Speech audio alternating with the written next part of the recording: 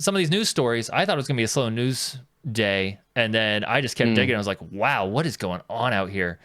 So stuff. Let me tell you, there is some stuff going on. So let's go ahead and get into this one, which caught me by surprise. Xbox has built an AI model that can generate video game visuals and actions. So what they did is they had a couple studios work on this generative AI model. They used the game Bleeding Edge to train their AI, or at least the footage that they used for their tests. And they would take 10 frames to simulate 1 second of gameplay, and then let the AI model go and try to simulate the rest of the game, apparently. So it seems like the concept here is an AI model that would take a game, footage of it, and then just replicate the game in a near playable fashion. Right. This is potentially wild if you leave it to just your thoughts and imaginations. But when it comes to AI, you should not do that. Don't do that. But there is some interesting stuff happening here. Maybe they've released the code for developers to take a look at on a website that I do not have in front of me at this moment. But if you search for this story, you will find it. And the idea is to create an AI model that will help game developers with building and maintaining their video games. Yeah, and this is obviously, given that it's published in Nature, some evidently cutting edge, AI research. Yes. And it's interesting because obviously AI is getting so much more unbelievably powerful by the month. Yep. And this is a great example of AI doing things that we didn't believe it to be capable of within the time frame that it is. But it's not a magic bullet. People have you mentioned in another article that people have discussed things like a game being recreated that is no longer accessible just from visuals of footage from the game. The concept that comes to mind for me here is that there was an ARG that had a game in it that was only accessible by the guy running the ARG. Right? It's not actually a real game. It's called Petscop. Okay. And it is a game. It is a real game. He said it was for the PS1, but it obviously is not. And he made it, and of course never released it because it was just meant to provide visuals for an ARG that he was running. That was like a YouTube Let's Play of a game that doesn't exist. Wow. And you could theoretically take a model like this, take the footage of the game that doesn't exist, and recreate a playable version of Petscop that is accessible to the public.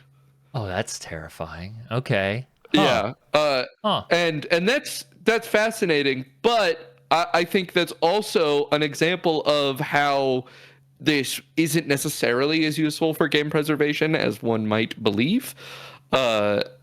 It would obviously be useful for game preservation in the situation where you have a game where literally every single part of the game is recorded. Like there's a complete footage base of the game. If you could then recreate a version of it that can, if you can use an AI that can generate game visuals and controller actions with complete footage of a game, then it's not missing any information, and you could reasonably completely recreate a Ninja Gaiden, for example, on the NES or on the SNES.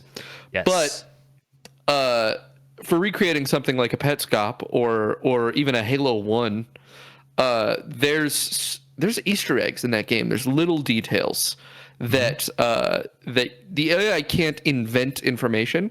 AI only functions as a prediction of what previous information is implicative of, which means if something is not implied by existing data, it can't be generated. You can't predict a random incorrect pixel on a texture because why would that ever be there? Nothing about the previous data implies that.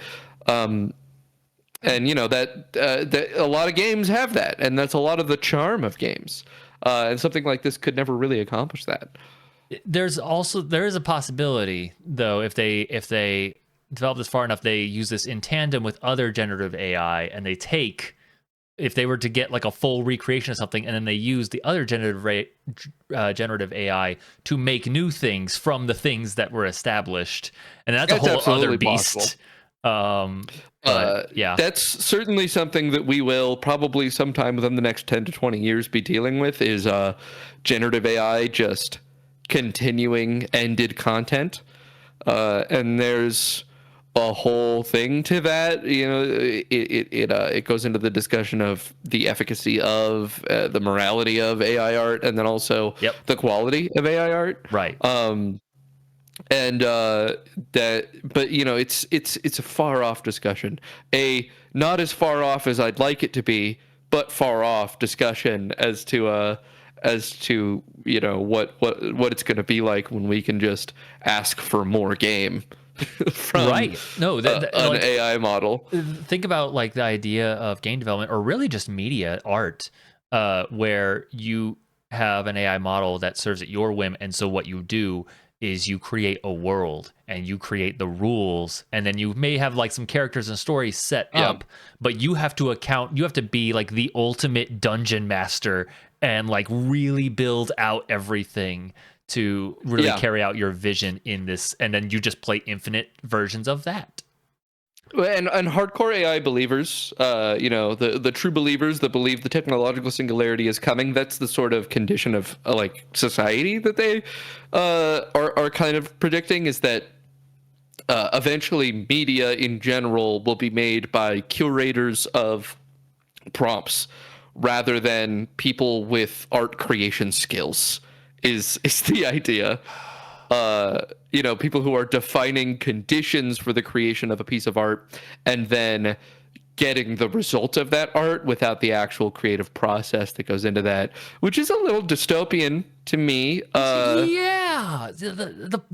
one of the greatest purpose of art in my mind is about sharing perspective between humans, because we are not the Borg. We don't have a direct connection to each other, and art is this way to share experiences, whether it be history or just like how we feel emotionally in certain situations. And video games, while they're about fun and entertainment, like there's certainly that as well. And I worry that going down this path is just like, it's an infinite entertainment box. Just jump in. Yeah.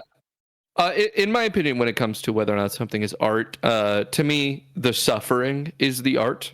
I would point to a YouTube series by a YouTuber called Limpwort. He plays RuneScape.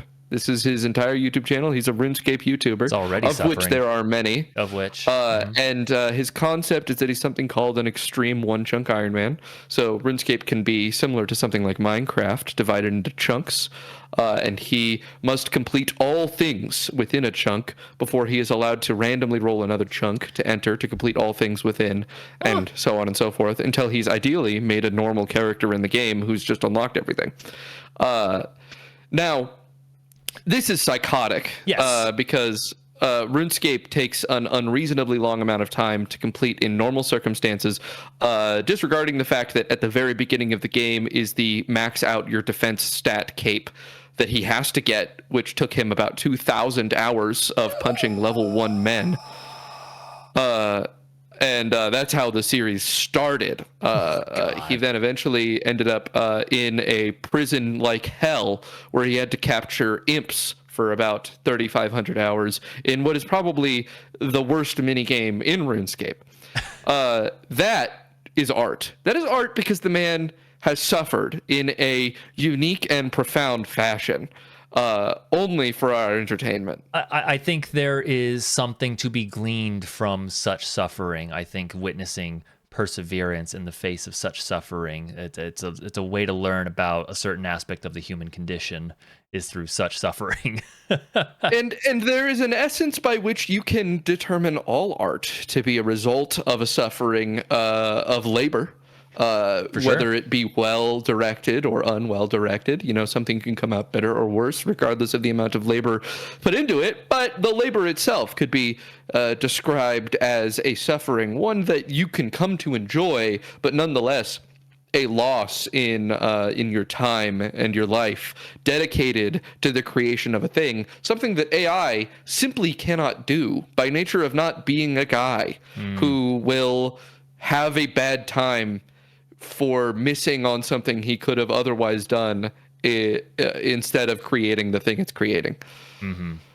Well, yeah. So yeah, we got this happening. We'll see. We're gonna get some video, I guess, soon of how this thing works. I don't know. One thing I do know is I hope that what we were talking about earlier before the show, it would be great if people started doing playthroughs of their games, let's plays, but it's them experiencing every single aspect of a video game solely that they can be the video that they train the AI on, and that's how the game is made. Yeah, a version of game preservation that is effectively footage of everything in the video game, leading up to it being permanently preserved via an AI model being able to recreate the ability to control that footage. And view every screen. That would be incredible. I would love that. And I think it's a realistic technology to come into existence within the next 10 or 20 years.